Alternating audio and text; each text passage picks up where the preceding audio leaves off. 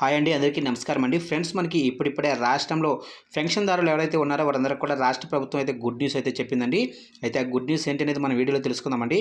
Video మాత్రం ఎక్కడా skip చేయకుండా చూడండి ఫ్రెండ్స్. అప్పుడే మనకి పూర్తి సమాచారం అయితే తెలుస్తుంది. ఇక ముఖ్యంగా వీడియో నచ్చినట్లయితే లైక్ చేయండి ఫ్రెండ్స్. ఇక లేట్ చేయకుండా వివరాల్లోకి వెళ్ళిపోదాము. ఫ్రెండ్స్, నాది ఒక చిన్న రిక్వెస్ట్ ఫ్రెండ్స్, ఎంతవరకు మన ఛానల్ ఇంకా ఎవరైతే సబ్స్క్రైబ్ అయితే చేసుకోలేదో సబ్స్క్రైబ్ అయితే చేసుకోండి. పెన్షన్లకు సంబంధించి ఎటువంటి చిన్న అప్డేట్ వచ్చినా వెంటనే మీకు తెలియజేస్తూ ఉంటాను.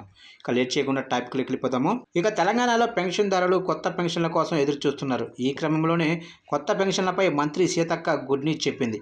ఇక రాష్ట్రంలో కొత్త సామాజిక పెన్షన్ల మంజూరు కోసం అర్హుల జాబితాను సిద్ధం చేయాలని సంబంధిత అధికారులకు ఆదేశాలు జారీ చేశారు. ఇక గత ప్రభుత్వ హయాంలో పెండింగుల్లో ఉన్న పెన్షన్లతో పాటు కాంగ్రెస్ అధికారంలోకి వచ్చిన తర్వాత ప్రజాపాలన కార్యక్రమంలో వచ్చిన దరఖాస్తుల ఆధారంగా నివేదిక సమర్పించాలని మంత్రి సీతక్క ఆదేశాలు జారీ చేశారు. ఇక ఎన్నికల సమయంలో ఇచ్చిన హామీ మేరకు పెన్షన్లు పెంచుతున్నట్లు మంత్రి సీతక్క వెల్లడించారు.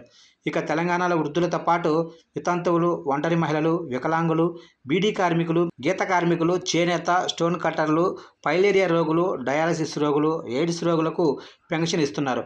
ఇక ఆసరా పెన్షన్ 2116, దివ్యాంగులకు ఇస్తున్న పెన్షన్ 3016గా అందిస్తున్నారు. ఇక ఈ మొత్తాన్ని చేయూత పథకం కింద వికలాంగులకు 6000, మిగిలిన వారికి 4000 అందిస్తామని కాంగ్రెస్ ముందే చెప్పింది. ఇక ఇప్పుడు పెన్షన్ల పెంపు కోసం ఆదేశాలను జారీ చేశారు మంత్రి సీతక్క. ఇక నివేదికలు సిద్ధం చేసిన తర్వాత ప్రభుత్వం లిస్టును పరిశీలించి అమలు చేస్తున్నట్లు ప్రకటించింది.